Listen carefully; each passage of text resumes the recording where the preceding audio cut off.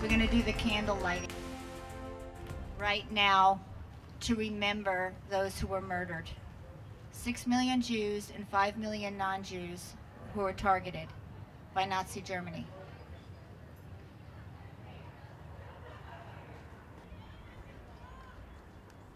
I'm going to read the names of the people who will be coming up to light candles. And you will notice that in some cases there are some small groups of people coming, so one of you can actually light the candle and the others can stand by. I will announce your names. Unfortunately, due to the wind at the lake, we have fake candles. So you will pick one up and turn it like this, and it will flame, okay? Not a live flame, a fake flame. But this is for the reason of not wanting them to be blown out. So this is very important. So you may come up when I announce your name and just pick a candle on either end of the candelabra there, pull it out, and turn it on. All right. Yes. Okay. All right. So first we have child Holocaust survivor Bill Orlin and his daughter Julie Pickett lighting the first candle.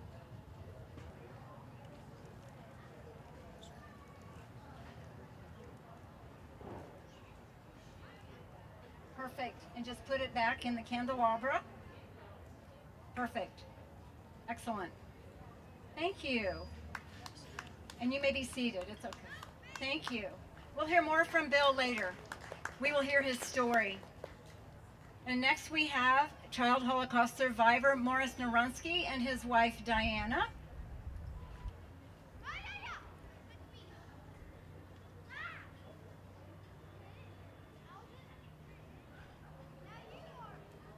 Lovely.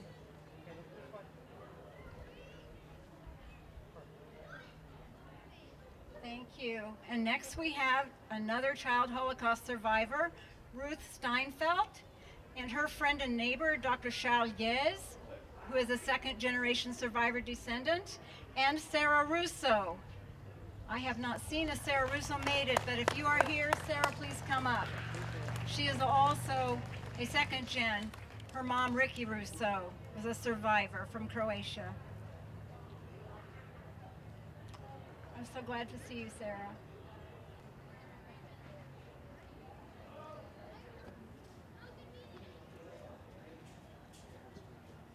Lovely.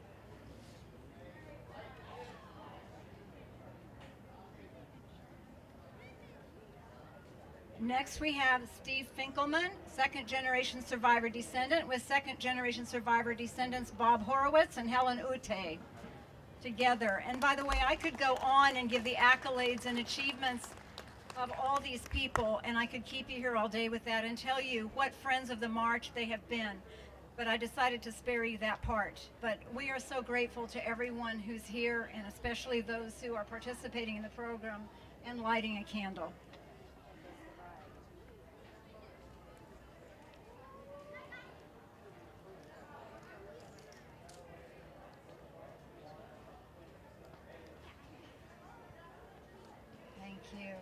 And next we have Uri Zahora and his wife Judith.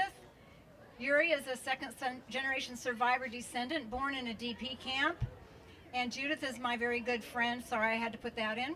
And, and we also would like to invite JB and Judy Danziger up here, please. They are second-generation survivor descendants. We're so thankful for life. We're thankful for those who survived.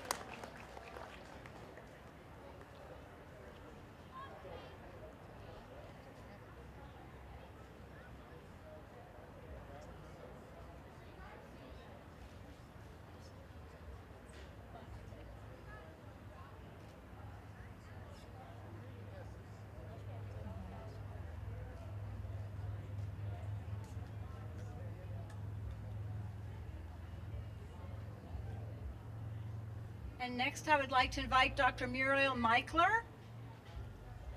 Please come. Muriel's family is very special to us as well. Her mother, Helen Collin, is a very well-known survivor as well in our community.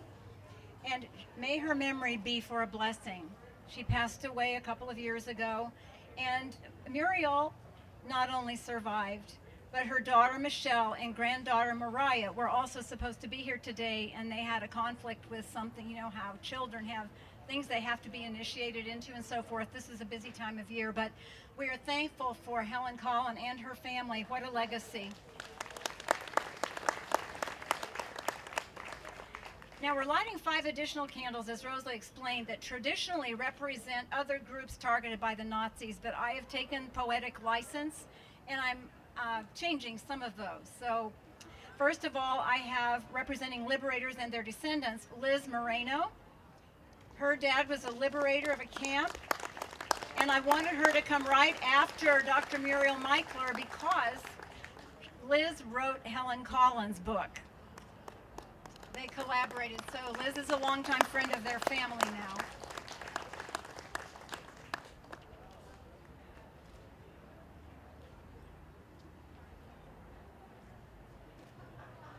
And then we have David Lawhon. I like to call him Professor Lawhon because that's how I first met him. His father was also a liberator. He is coming with his wife Pam and their grandchildren,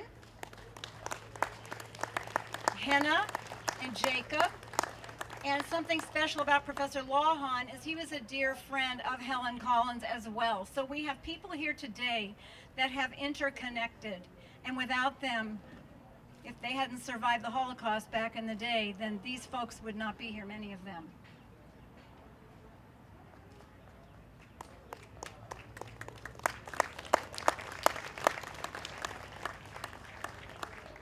And next we have, representing World War II veterans in general, my husband, Stephen Egie, in honor of his father. World War II veteran William Egie, my father-in-law, who is very dear to me, who marched into Germany with his unit at the close of the war. And he didn't want to talk about it. And we finally got some information out of him before he died, so we're thankful for that.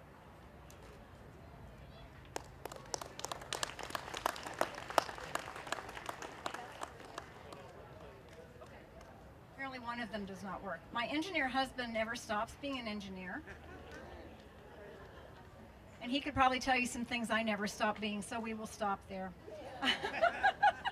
All right, and representing the several groups of non-Jewish people who were marginalized and targeted for destruction by the Nazis, we are privileged and honored today to have Nancy Moyado, who's a friend of the March of Remembrance, and professional stone painter. She has been involved with her son Damien in this, and they will come light a candle.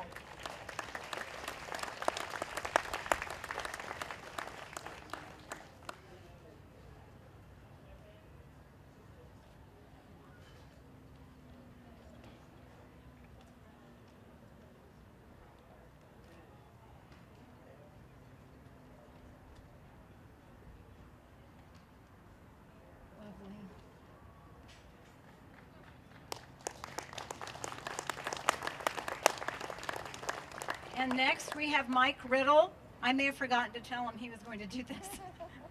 But Mike, we would love to have you come, representing you and your wife, a former Texas representative. And Mike is an attorney at law and a big supporter of the march. We are so thrilled to have him. And you are representing political dissidents. So you are going to light the candle.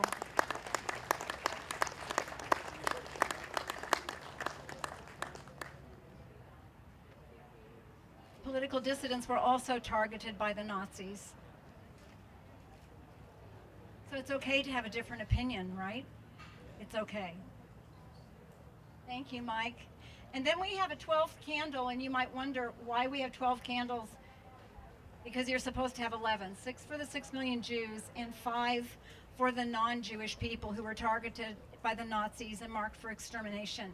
But I decided, without getting approval from my boss, that we were going to have a 12th candle for the Jerome family. And I would like for Rosalie and Mitch Jerome and Rachel and Jacob and the girls, Esther and Ava, are you anywhere nearby? Would you come forward, please, and let us see the second, third, and fourth generation of Holocaust survivors. And you may have to light and unlight or something because something was wrong with one of the candles. But we want to honor them because without Rosalie and Mitch, these marches and Holocaust memorial events would not be happening in Kingwood.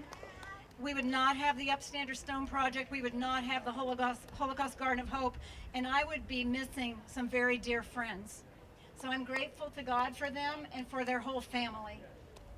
And we just bless them and their efforts.